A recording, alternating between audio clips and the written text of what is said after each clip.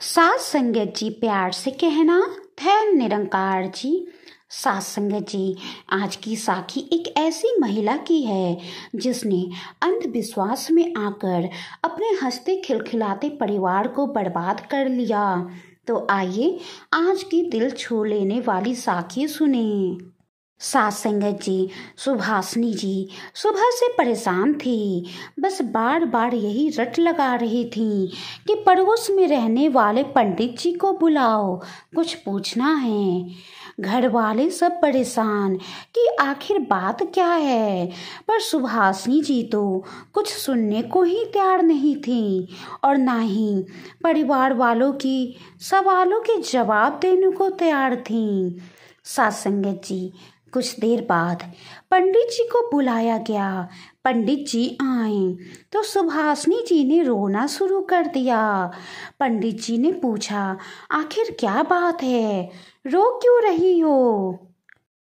सुभाषनी जी ने रोते हुए जवाब दिया, आज सुबह सुबह मैंने एक सपना देखा जिससे मेरा दिल बैठ गया है। कुछ समझ नहीं आ रहा कि क्या करूं।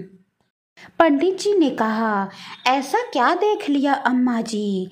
तो सुभाषनी जी ने कहा, मैंने अपने पति को देखा, बहुत ही बुरी हालत में थे और चेहरा पूरा मलिन था, तन पर कपड़े भी फटे हुए थे, बहुत ही उदास नजर आ रहे। जब से सपना देखा है मेरा तो दिल ही घबरा गया। हे भगवान, मेरे पति की क्या स्थिति हो गई? कुछ कह रहे थे नहीं। सात संगत जी, पंडित जी ने कहा, हाँ, सुबह सुबह सपने में किसी मृत आत्मा का दिखना शुभ नहीं माना जाता, वो भी ऐसी स्थिति में।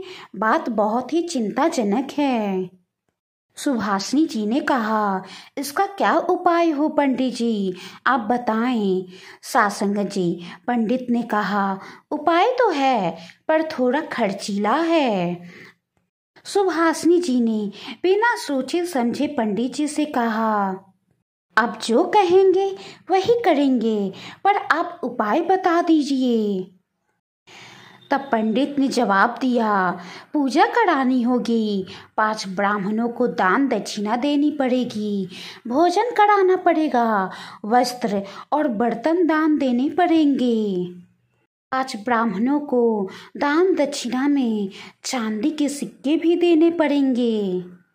सुभाषनी जी ने पूछा, कब करना होगा? तो पंडित ने कहा, जितना जल्दी हो सके, ताकि मृत आत्मा को शांति मिल सके। वे भूखे प्यासे हैं और काफ़ी चिंताजनक की स्थिति में हैं, इसीलिए वो आपको दिखे हैं। और आपको तो पता ही है, अगर मृत खुश नहीं होते तो घर की स्थिति कितनी बुरी तरह बिगड़ जाती है, उन्हें तो खुश करना ही पड़ता है। सुभाषनी जी ने पंडित जी से कहा, ठीक है पंडित जी, आप जैसा ठीक समझें, मैं अपने बेटों से बात करके आपको बता दूंगी और हमें ये सब जल्दी ही करना है और इसीलिए मैं आपको जल्दी ही जवाब दूंगी। पंडित जी ने कहा, हमें ये सब जल्दी करना पड़ेगा, नहीं तो आपके पति की मृत आत्मा भूख प्यास से तड़पती रहेगी। ऐसा कहकर पंडित जी अपने घर को रवाना हो लिए। पीछे से सुभाषनी जी ने अपने बेटों से बात, पंडित जी कहकर गए हैं कि ये सब करने से घर में जो अशुभ स्थिति उत्पन्न हो रही है वो ठीक हो जाएगा।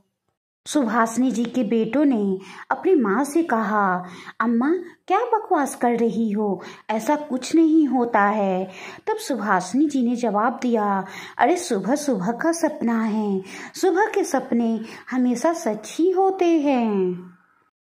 बेटों ने कहा, अम्मा तेरे पास से तो पैसे निकलते नहीं, कभी भी किसी गरीब को तो रोटी खिलाती नहीं और बेवजह एक सपने के पीछे 1 डेढ़ लाख का खर्चा करने को तैयार हो गई। पता है ना कि अभी हम दोनों भाइयों का काम ठीक नहीं चल रहा है, कहाँ से करेंगे हम इतना खर्च। करना ही है तुझे तो गरीबों को रोटी खिला दे, प्यासों को पानी पिला दे, गरीबों की दुआएं लगेंगी तुम्हें। अम्मा, इतना अंधविश्वास सही नहीं। सुभाषिनी जी ने अपने बेटों से कहा, मुझे पता नहीं, कहीं से भी पैसों का जुगाड़ करो, पर ये तो पूजा होकर रहेगी। तब सुभाषिनी जी के बड़े बेटे ने कहा, अम्मा, इतनी जिद सही नहीं, कैसे करेंगे, कोई जरूरी हो तो समझ भी आए। बेटे की इतना बात सुनते ही सुभाषिनी जी ने रोना शुरू कर दिया और कहा, अभी तो मेरे पास मकान नहीं, तो तुम लोग तो मुझे पूछेंगे भी नहीं। सब जानती हूँ, तुम्हारी सेवा का मतलब मैं सब मकान के चक्कर में कर रहे हैं। तुम दोनों भाइयों को मकान का लालच है, तभी तुम दोनों भाई मेरी सेवा कर रहे हो। सुभाषिनी जी के दोनों बेटे उदास होकर कहने लगे, अम्मा, कहाँ की बात कहाँ ले जा रही हो, हम तो बस यही कह रहे हैं कि अंधविश्वास में नहीं पड़ो। अंधविश्वास में पड़कर इतने पैसे खर्च करने की क्या ज़रूरत है, और हम दोनों भाइयों के काम भी तो ठीक नहीं चल रहे हैं। अगर करना ही है तो गरीबों को खाना खिला दो, उनकी दुआएं तुमको लगेंगी, और ये सब करके तुम्हारा मन भी बहुत शांत हो जाएगा। पर अंधविश्वास में पड़ोगी तो अंधविश्वास के भंवर में फंसती ही जाओगी। इसीलिए कहीं की बात कहीं नहीं ले जाओ, छोटी सी बात को बड़ा नहीं बनाओ। सुभाषिनी जी ने आगे कहा, ले जाऊंगी, जहाँ चाहे वहाँ बात लेकर जाऊंगी, और तुम्हें सुनना पड़ेगा। नहीं सुन सकते तो निकल जाओ यहाँ से। माँ की बातों से मजबूर होकर दोनों बेटों ने 2 लाख का कर्ज उठाकर पूजा पाठ कराया, ब्राह्मणों को दान दक्षिणा दी, और लास्ट में जैसा पंडित ने कहा था, चांदी के सिक्के भी दान में दिए। सब हो जाने के बाद सुभाषिनी जी ने पंडित से पूछा, अब तो मेरे पति की मृत आत्मा भूख प्यास से नहीं तड़प रही होगी, अब तो वो खुश होंगे। साथ संगत जी, पंडित ने 2 मिनट के लिए अपनी आंखें बंद की और उसके बाद आंखें खोला तो कहने लगा कि नहीं, अभी भी वो भूख प्यास से तड़प रहे हैं। आपकी की गई पूजा और दान दक्षिणा अधूरी है। सुभाषिनी जी ने कहा, ऐसा क्यों? आपने जैसा कहा था हमने तो वैसा ही किया। तब पंडित ने कहा, आपको 5 ब्राह्मणों को 11 सोने के सिक्के दान में देने होंगे, तभी आपके पति की मृत आत्मा पूरी तरह से संतुष्ट हो पाएगी, वो तड़पेगी नहीं। साथ संगत जी, सुभाषिनी जी ने फिर बिना सोचे समझे 5 ब्राह्मणों को 11 सोने के सिक्के देने के लिए हाँ कर दी, और अपने बेटों से कहा कि मुझे 5 ब्राह्मणों को 11 सोने के सिक्के देने हैं।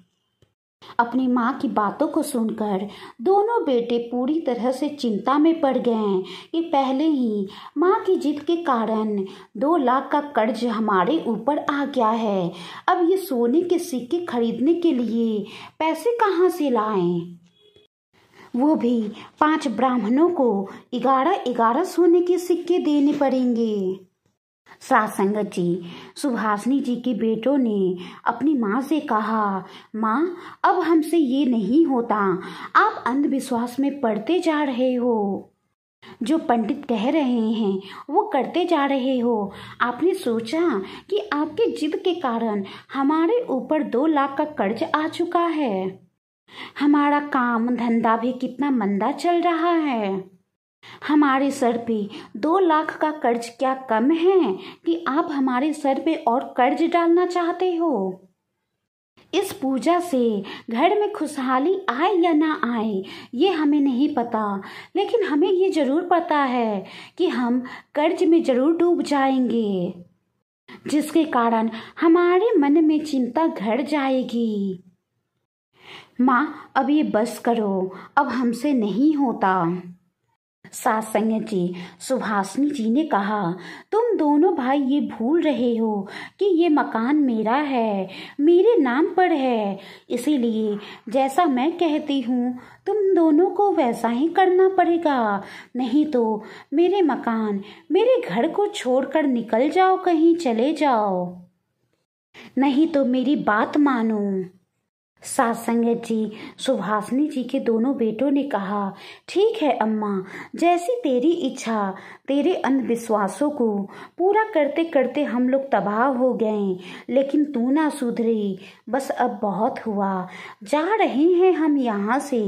तेरा घर तुझको मुबारक, तेरा अंधविश्वास तुझको मुबारक। रहे अपने इस घर में अकेली अपने अंधविश्वास के साथ। हम तेरा घर छोड़कर जा रहे हैं, कम से कम तेरे अंधविश्वास से हमें छुटकारा मिलेगा। इतना कहकर दोनों भाई घर से निकल गए। सुभाषनी जी ने भी अपने अहम में आकर अपने बच्चों को नहीं रोका। सासंग जी सुभाषनी जी ने सोचा था कि घर के चक्कर में सेवा कर रहे हैं, कहीं छोड़कर नहीं जा सकते, लेकिन आज सुभाषनी जी के बच्चों को गए हुए पूरे 1 महीना हो गए। सुबह के सपने का तो पता नहीं, लेकिन हाँ, इस सपने और अंधविश्वास के चक्कर में आज सुभाषनी जी जरूर अकेली रह गईं। ना ही दुख बांटने वाला उनके साथ कोई था और ना ही सुख बांटने वाला उनके साथ कोई था। इस तरह सुभाषनी जी ने अंधविश्वास में आकर अपने हंसते खेलते परिवार को बर्बाद कर लिया। और आखिरकार उन्हें अंत में मिला क्या? अकेलापन। सासंग जी जो मन में रखेंगे, जो हमारा मन सोचेगा, वही तो हमें दिखेगा। इसीलिए हमेशा निरंकार को मन में रखें, निरंकार के बारे में ही सोचें। उठते जागते सोते बैठते हर पल निरंकार को याद रखें, तो जागने पर निरंकार का एहसास तो होगा, लेकिन जब हम सोए रहेंगे तो सपने में भी इस निरंकार का ही वास होगा, क्योंकि जैसा सोचेंगे वैसा ही दिखेगा। और अंधविश्वास में आकर हंसते खिलते परिवार को वो बर्बाद कर जाएगा।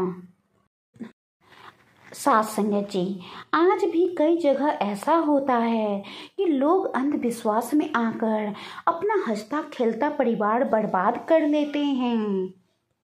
अंधविश्वास ने हमेशा दुख, चिंता और समय की बर्बादी ही की है। ना जाने अंधविश्वास ने कितनी घरों को बर्बाद कर दिया। सासंग जी इसलिए अंधविश्वास छोड़े और समय के सद्गुरु पर पूर्ण विश्वास करें, पूर्ण विश्वास के साथ उनकी भक्ति करें। उनकी भक्ति से मन की चिंताएं दूर होंगी, जीवन में खुशियां ही खुशियां आएंगी। वाणी में कोई गलती हो गई हो तो बख्श लेना जी, प्यार से कहना। धन्य निरंकार जी।